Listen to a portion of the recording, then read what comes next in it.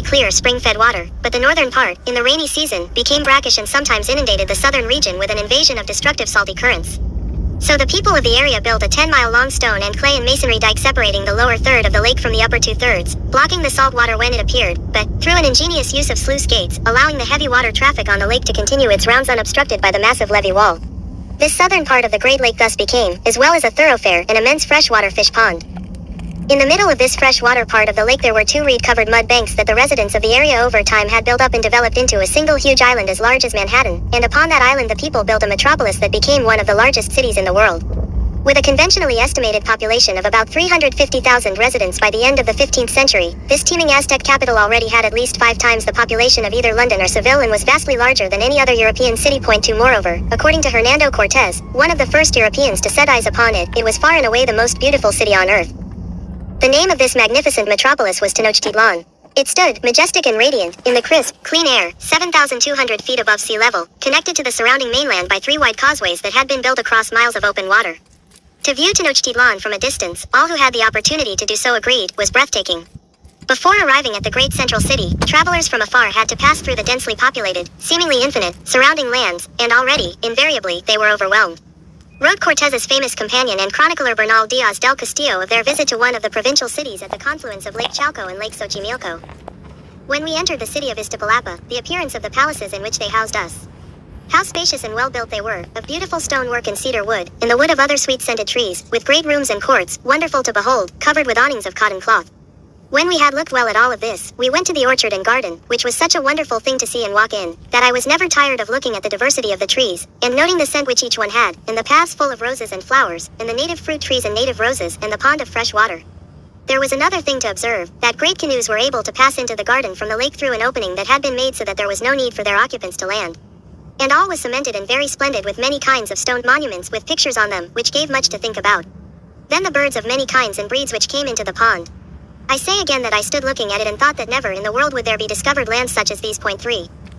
Impressive as Iztapalapa was, the Spanish were seeking the heart of this great empire, so they pressed on.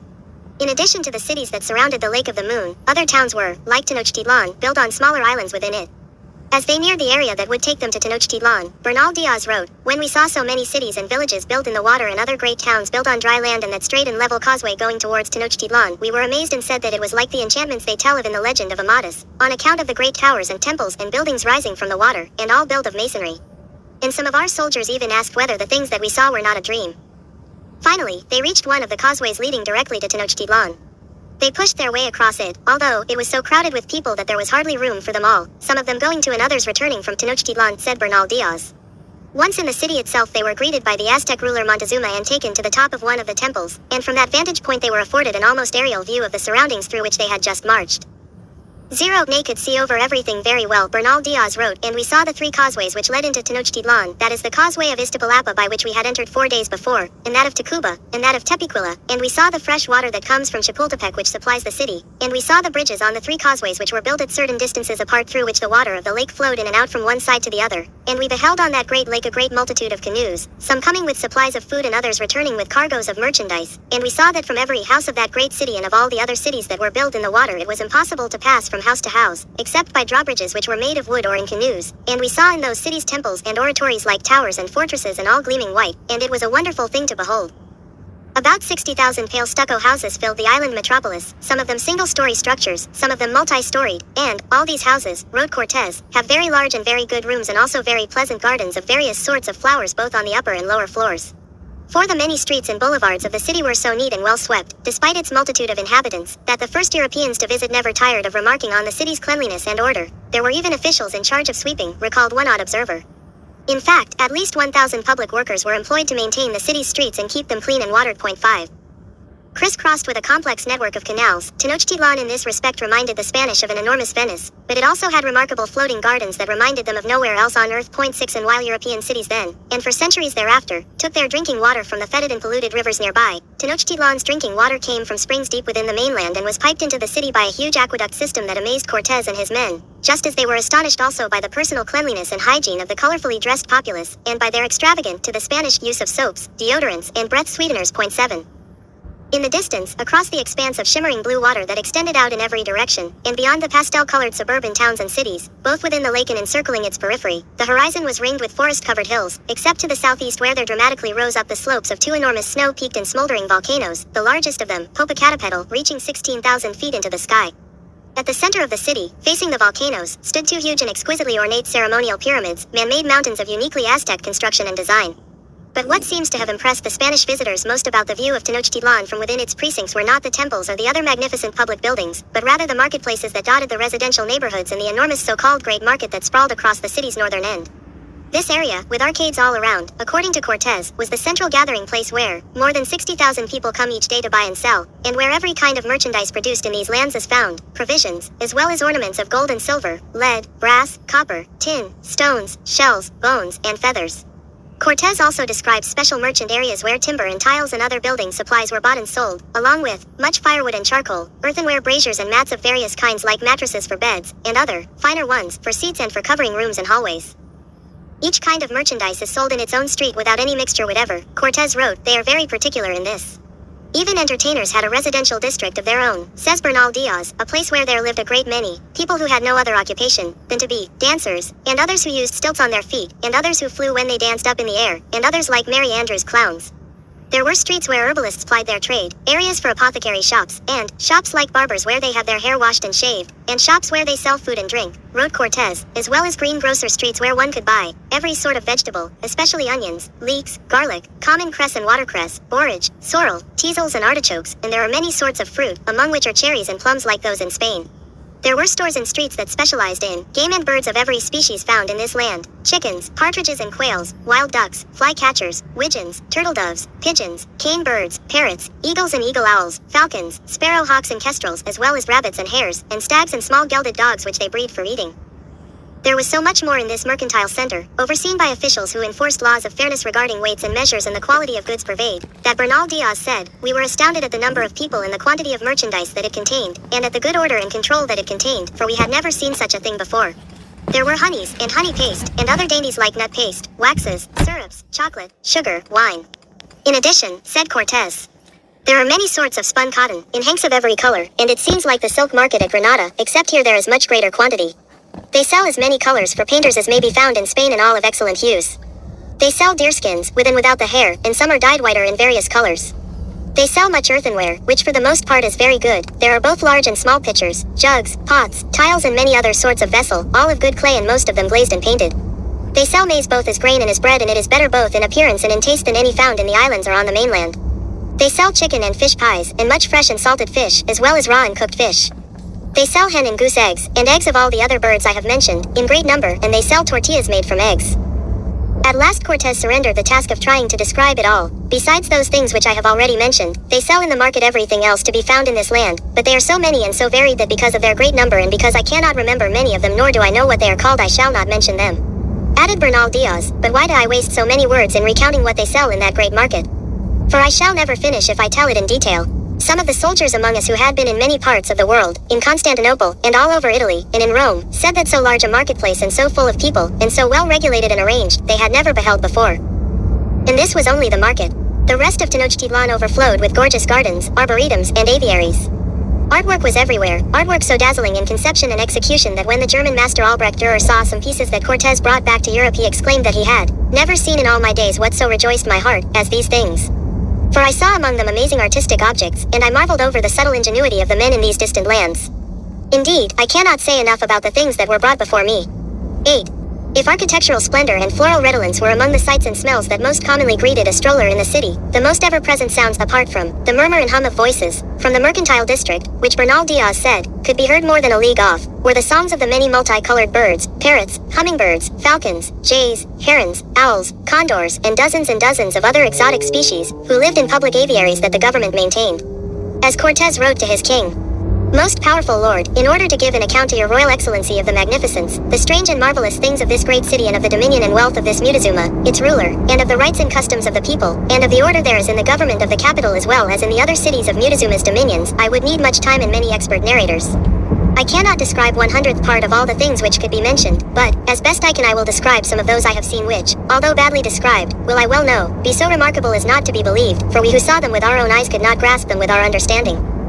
In attempting to recount for his king the sights of the country surrounding Tenochtitlan, the many provinces and lands containing very many and very great cities, towns and fortresses, including the vast agricultural lands that Cortez soon would raise and the incredibly rich gold mines that he soon would plunder, the conquistador again was rendered nearly speechless. They are so many and so wonderful, he simply said, that they seem almost unbelievable. Prior to Cortez's entry into this part of the world, no one who lived in Europe, Asia, Africa, or anywhere else beyond the Indies and the North and South American continents had ever heard of this exotic place of such dazzling magnificence. Who were these people? Where had they come from? When had they come? How did they get where they were? Were there others like them elsewhere in this recently stumbled upon new world? 90s questions sprang to mind immediately, and many of the puzzlements of the conquistadors are with us still today, more than 4.5 centuries later. But while scholarly debates on these questions continue, clear answers regarding some of them at last are finally coming into view. And these answers are essential to an understanding of the magnitude of the Holocaust that was visited upon the Western Hemisphere, beginning at Hispaniola, spreading to Tenochtitlan, and then radiating out over millions of square miles in every direction, in the wake of 1492. 2. Where the first humans in the Americas came from and how they got to their new homes are now probably the least controversial of these age-old questions. Although at one time or another seemingly all the corners of Europe, Asia, the Middle East, and Africa fancifully have been suggested as the sources of early populations in the New World, no one any longer seriously doubts that the first human inhabitants of North and South America were the descendants of much earlier emigrants from ancestral homelands in northeastern Asia. It conventionally is said that the migration or migrations to North America from Asia took place over the land bridge that once connected the two continents across what are now the Bering and Chukchi Seas. Land bridge is a whopping misnomer, however, unless one imagines a bridge immensely wider than it was long, more than 1,000 miles wide, in fact, about the distance between New York and Omaha, compared with a lengthwise span across the Bering Strait today of less than 60 miles. During most, and perhaps all of the time from about 80,000 BC to about 10,000 BC, the geologic era known as the Wisconsin Glaciation, at least part of the shallow floor of the Bering and Chukchi Seas, like most of the world's continental shelves, was well above sea level due to the capture of so much of the Earth's ocean water by the enormous continent-wide glaciers of this ice age epoch. The effect of this was, for all practical purposes, the complete fusion of Asia and North America into a single land mass whose place of connection was a huge chunk of Earth, actually a subcontinent, hundreds of thousands of square miles in size, now called by geographers Beringia. 10. What we see today is a scattering of small islands in the ocean separating Alaska and Northeast Asia as far south as the Kamchatka Peninsula are merely the tips of low mountains that, during the Wisconsin glaciation, rose from what at that time was an exposed floor of land. The first humans in North America, then, appear to have been successor populations to groups of hunters from northern Asia who had moved, as part of the normal continuum of their boundary-less lives, into Beringia and then on to Alaska in pursuit of game and perhaps new vegetative sources of sustenance.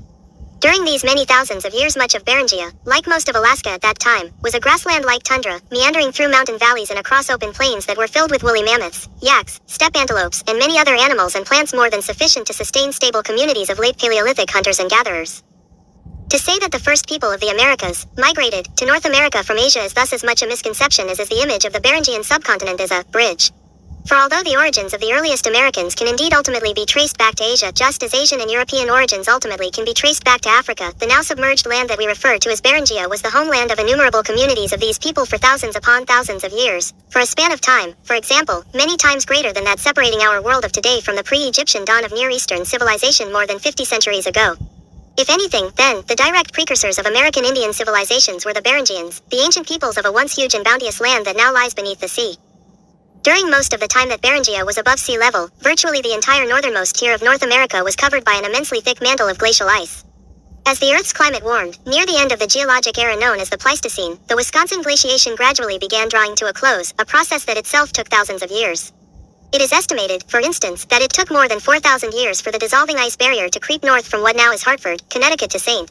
Johnsbury, Vermont, a distance of less than 200 miles. With the partial melting of the great frozen glaciers, some of the water they had imprisoned was unlocked, trickling into the ocean basins and, over a great stretch of time, slowly lifting worldwide sea levels up hundreds of feet. As the water rose it began ebbing over and eventually inundating continental shelves once again, along with other relatively low-lying lands throughout the globe, including most of Beringia. The natives of Beringia, who probably never noticed any of these gross geologic changes, so gradual were they on the scale of human time perception, naturally followed the climate-dictated changing shape of the land.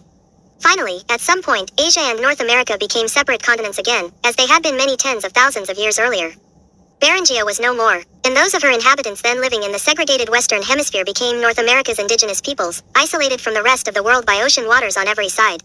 Apart from the possible exception of a chance encounter with an Asian or Polynesian raft or canoe from time to time, possible in theory only, there is as yet no good evidence that such encounters ever actually occurred. The various native peoples of the Americas lived from those days forward, for thousands upon thousands of years, separate from the human life that was evolving and migrating about on the rest of the islands and continents of the Earth. 11. Much more controversial than the issue of where the first peoples of the Americas came from and how they got to the Western Hemisphere are the questions of when they originally moved from Beringia into North and South America, and how many people were resident in the New World when Columbus arrived in 1492. Both these subjects have been matters of intense scholarly scrutiny during the past several decades, and during that time both of them also have undergone revolutions in terms of scholarly knowledge. Until the 1940s, for example, it commonly was believed that the earliest human inhabitants of the Americas had migrated from the Alaskan portion of Beringia down into North and then South America no more than 6,000 years ago. It is now recognized as beyond doubt, however, that numerous complex human communities existed in South America at least 13,000 years ago and in North America at least 6,000 years before that.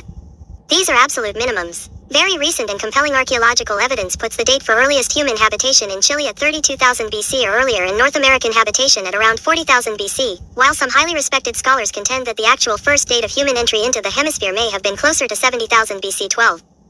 Similarly dramatic developments have characterized scholarly estimates of the size of the pre-Columbian population of the Americas. In the 1940s and 1950s, conventional wisdom held that the population of the entire hemisphere in 1492 was little more than 8 million, with fewer than 1 million people living in the region north of present-day Mexico. Today, few serious students of the subject would put the hemispheric figure at less than 75 million to 100 million, with approximately 8 million to 12 million north of Mexico, while one of the most well-regarded specialists in the field recently has suggested that a more accurate estimate would be around 145 million for the hemisphere as a whole and about 18 million for the area north of Mexico. 13. 3. In the most fundamental quantitative ways, then, recent scholarship has begun to redirect inquiry and expose falsehoods that have dominated characterizations of the Americas, native peoples for centuries, although very little of this research has yet found its way into textbooks or other non-technical historical overviews. It now appears likely, for example, that the people of the so-called New World were already well-established residents of plains, mountains, forests, foothills, and coasts throughout the Western Hemisphere by the time the people of Europe were scratching their first carvings onto cave walls in the Dordogne region of France and northern Spain. It also is almost certain that the population of the Americas and probably even Meso and South America by themselves exceeded the combined total of Europe and Russia at the time of Columbus's first voyage in 1492. And there is no doubt at all, according to modern linguistic analysis, that the cultural diversity of the Americas, pre-Columbian indigenous peoples, was much greater than that of their Old World counterparts. 14. A bit of common sense might suggest that this should not be surprising. After all, North and South America are 4 times the size of Europe. But common sense rarely succeeds in combating cultural conceit. And cultural conceit has long been the driving force behind the tales most European and white American historians have told of the European invasion of the Americas. The native peoples of the Americas are far from unique, of course, in traditionally having the basic elements of their historical existence willfully misperceived. In his sweeping and iconoclastic study of modern Africa, for instance, Ali A. Mazrui makes the cogent point that ethnocentrism has so shaped Western perceptions of geography that the very maps of the world found in our homes and offices and classrooms, based on the famous Mercator projection, dramatically misrepresent the true size of Africa by artificially deflating its land area, and that of all equatorial regions of the world in comparison with the land areas of Europe and North America. 15. Because the Mercator map exaggerates the distance between the lines of latitude for those regions that lie closest to the poles, North America is made to appear 1.5 times the size of Africa when in fact Africa contains in excess of 2 million more square miles of land. A proportional cartographic distortion also affects the comparative depictions of Africa and Europe. Thus, the literal picture of Africa in relation to the rest of the world that schoolchildren have been taught for centuries is in fact an outright fraud. A parallel ethnocentrism, this time historical, however, not geographic, traditionally has distorted conventional European and American views of the Native American past. While texts on the subject routinely acknowledge the high civilizations of the Aztecs and the Incas, although the more sordid aspects of their religious rituals never fail to dominate discussion, the rest of North and South and Central America prior to the arrival of Europeans generally is seen as a barbaric wasteland. Outside the perimeters of the Aztec and Inca empires, in that portion of the Americas lying south of the Rio Grande, most accounts tend to imply that there was nothing deserving of a modern reader's attention. One historian suggests that this myopia only indicates that the geographical focus of modern scholarship parallels closely the political and economic realities of colonial times. In Meso and South America, when the Europeans' hunger for gold caused them to focus their interests and concerns disproportionately on central Mexico and Peru. 16 As for the area north of the Rio Grande, the millions of Indians who lived for many centuries in permanently settled agricultural and sometimes urban communities on this vast continent are most often described as handfuls of indigenous people, who were scattered across a virgin land, a vast emptiness, or even a void, to cite the descriptions of some recently published, well-regarded, and symptomatic historical texts. The Indians themselves, according to these accounts, were simply a part of the landscape, who lived, like other, lurking beasts, in a trackless wilderness, where they had no towns or villages, and either lived in houses of a sort, or simply roamed across the land. The cultures of these redskins were, at best, static and passive, except when they were indulging in their strange ceremonies, or taking advantage of their compliant maidens. Though once encountered by Europeans, these living environmental hazards showed themselves to be treacherous and belligerent, savage foes and predators, for whom massacre and torture were the rule, who introduced to Europeans the meaning of total war, and whose threat of nightly terror haunted the fringes of settlement through the whole colonial era. 17. This hostile attitude of stubbornly determined ignorance, it should be noted, is not confined to textbook writers.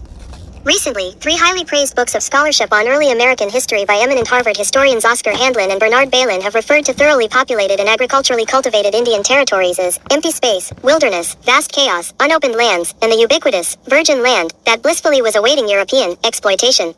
Bailyn, for his part, also refers to forced labor and slavery at the hands of the invading British as population recruitment, while Handlin makes more references to the Indians' quickly developed taste for firewater than to any other single attribute. 18 in Handlin and Bailyn are typical, having been trained by the likes of the distinguished Samuel Eliot Morison who, a decade and a half earlier, had dismissed the indigenous peoples of the Americas as mere pagans expecting short and brutish lives, void of hope for any future.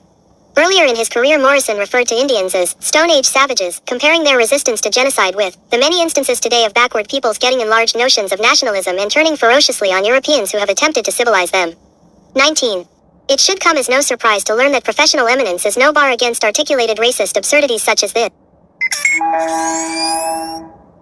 It should come as no surprise to learn that professional eminence is no bar against articulated racist absurdities such as this, but if one example were chosen to stand for all the rest, perhaps the award would go to Hugh Trevor Roper, the Regius Professor of Modern History at Oxford University, who wrote at the start of his book The Rise of Christian Europe of the unrewarding gyrations of barbarous tribes in picturesque but irrelevant corners of the globe, who are nothing less than people without history. Perhaps, in the future, there will be some African history to teach, he conceded, but at present there is none, or very little. There is only the history of Europeans in Africa. The rest is largely darkness, like the history of pre-European, pre-Columbian America. And darkness is not a subject for history. 20.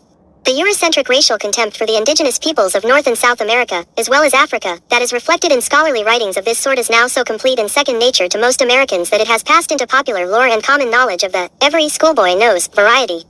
No intent to distort the truth is any longer necessary. All that is required, once the model is established, is the recitation of rote learning as it passes from one uncritical generation to the next. As Mazrui points out with regard to the cartographic distortions that uniformly minimize Africa as a physical presence in the world, the historical distortions that systematically reduce in demographic and cultural and moral significance the native peoples of the Americas are part of a very old and enduring political design. They constitute what the historian of South Africa, Leonard Thompson, calls a political mythology. In Thompson's words, a political myth is a tale told about the past to legitimize or discredit a regime, whereas a political mythology is a cluster of such myths that reinforce one another and jointly constitute the historical element in the ideology of the regime or its rival. 21. The occasion for these observations by Thompson was his book analyzing South Africa's system of apartheid.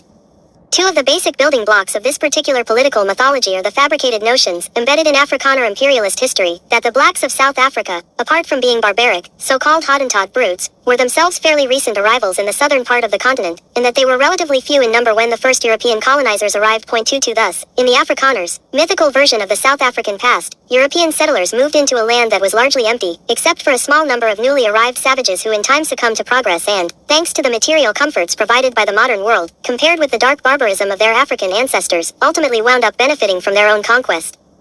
One of the functions of this particular type of historical myth was described some years ago by the historian Francis Jennings. In addition to the fact that large and ancient populations commonly are associated with civilization and small populations with savagery, Jennings noted that, in cases where an invading population has done great damage to an existing native culture or cultures, small subsequent population estimates regarding the pre-conquest size of the indigenous population nicely serve to smother retroactive moral scruples that otherwise might surface. 23 Writing a few years after Jennings, Robert F. Berkhofer made much the same point regarding manufactured historical views of native barbarism. The image of the savage, he stated flatly, serves to rationalize European conquest. 24. Jennings and Berkhofer could well have been writing about South Africa and its morally rationalizing post-conquest historians, but they were not. They were writing about America and its morally rationalizing post-conquest chroniclers. For the political mythology that long has served to justify the South African practice of apartheid finds a very close parallel in America's political mythology regarding the history of the Western Hemisphere's indigenous peoples. Indeed, this same form of official mendacity commonly underpins the falsified histories, written by the conquerors, of colonial and post-colonial societies throughout the world. Employing what Edward W. Said has called the moral epistemology of imperialism, the approved histories of such societies, the United States, Israel, South Africa, and Australia among them, commonly commence with what Said refers to as a blotting out of knowledge of the indigenous people. Adds another observer, native peoples in most general histories are treated in the same way that the fauna and flora of the region are. Consigned to the category of miscellaneous information, they inhabit the realm of the, etc. 25 Once the natives have thus been banished from collective memory, at least as people of numerical and cultural consequence, the settler group's moral and intellectual right to conquest is claimed to be established without question. As Frantz Fanon once put it, the colonialist reaches the point of no longer being able to imagine a time occurring without him. His eruption into the history of the colonized people is deified, transformed into absolute necessity. 26 Then, as Said has cogently observed, the settler group adorns itself with the mantle of the victim. The European homeland of the colonists, or the metropolitan European power that politically controls the settlement area, is portrayed as the oppressor, while the European settlers depict themselves as valiant seekers of justice and freedom, struggling to gain their deserved independence on the land that they discovered, or that is theirs by holy right. In such post-independence national celebrations of self, it is essential that the dispossessed native people not openly be acknowledged, lest they become embarrassingly unwelcome trespassers whose legacy of past and ongoing persecution by the celebrants might spoil the festivities' moral tone. This particular celebration, however, has gone on long enough. Before turning to an examination of the European invasion of the Americas, then, and the monumental Indian population collapse directly brought on by that genocidal siege, it is necessary that we survey, however briefly, some of the cultures of the Americas, and the people who created them in the millennia that preceded the European conquest. 2. Combined, North America and South America cover an area of 16 million square miles, more than a quarter of the land surface of the globe. To its first human inhabitants, tens of thousands of years ago, this enormous domain they had discovered was literally a world unto itself, a world of miles-high mountains and vast fertile prairies, of desert shrublands and dense tropical rain forests, of frigid Arctic tundra and hot murky swamps, of deep and fecund river valleys, of sparkling water lakes, of canopied woodlands, of savannas and steppes, and thousands upon thousands of miles of magnificent ocean coast. There were places where it almost never rained, and places where it virtually never stopped. There were places where the temperature reached 130 degrees Fahrenheit, and places where it dropped to 80 degrees below zero. But in all these places, under all these conditions, eventually some native people made their homes. By the time ancient Greece was falling under the control of Rome, in North America the Adena culture already had been flourishing for 1,000 years. As many as 500 Adena living sites have been uncovered by modern archaeologists. Centered in present-day Ohio, they radiate out as far as Vermont, New York, New Jersey, Pennsylvania, Maryland, and West Virginia. We will never know how many hundreds more such sites are buried beneath the modern cities and suburbs of the northeastern United States, but we do know that these early sedentary peoples lived in towns with houses that were circular in design and that ranged from single-family dwellings as small as 20 feet in diameter to multi-family units up to 80 feet across. These residences commonly were built in close proximity to large public enclosures of 300 feet and more in diameter that modern archaeologists have come to refer to as sacred circles because of their presumed use for religious ceremonial purposes. The buildings they constructed for the living, however, were minuscule compared with the receptacles they built for their dead. Massive tombs, such as that at Grave Creek in West Virginia, that spread out hundreds of feet across and reached 7 stories in height, and that were commonplace structures throughout Adena territory as early as 500 BC.1. In addition to the subsistence support of hunting and fishing, and gathering the natural fruit and vegetable bounty growing all around them, the ancient Adena people imported gourds and squash from Mexico and cultivated them along with early strains of maize, tubers, sunflowers, and other plant domesticates. Another import from the South, from South America, was tobacco, which they smoked through pipes in rituals of celebration and remembrance. From neighboring residents of the area that we now know as the Carolinas they imported sheets of mica, while from Lake Superior and beyond to the north they acquired copper, which they hammered and cut and worked into bracelets and rings and other bodily adornments. Overlapping chronologically with the Adena was the Hopewell culture that grew in time to cover an area stretching in one direction from the northern Great Lakes to the Gulf of Mexico, in the other direction from Kansas to New York. The Hopewell people, who as a group were physiologically as well culturally distinguishable from the Adena, lived in permanent communities based on intensive horticulture, communities marked by enormous earthen monuments, similar to those of the Adena, that the citizenry built as religious shrines and to house the remains of their dead. 2 Literally tens of thousands of these towering earthen mounds once covered the American landscape from the Great Plains to the eastern woodlands, many of them precise, geometrically shaped, massive structures of 1,000 feet in diameter and several stories high. Others, such as the famous quarter-mile-long coiled snake at Serpent Mound, Ohio, were imaginatively designed symbolic temples. No society that had not achieved a large population and an exceptionally high level of political and social refinement, as well as a sophisticated control of resources, could possibly have had the time or inclination or talent to design and construct such edifices. In addition, the Hopewell people had trade networks extending to Florida in one direction and Wyoming and North Dakota in the other, through which they acquired from different nations of indigenous peoples the copper, gold, silver, crystal, quartz, shell, bone, obsidian, pearl, and other raw materials that their artisans worked into elaborately embossed and decorative metal foil, carved jewelry, earrings, pendants, charms, breastplates, and other objets d'art, as well as axes, adzes, awls, and more.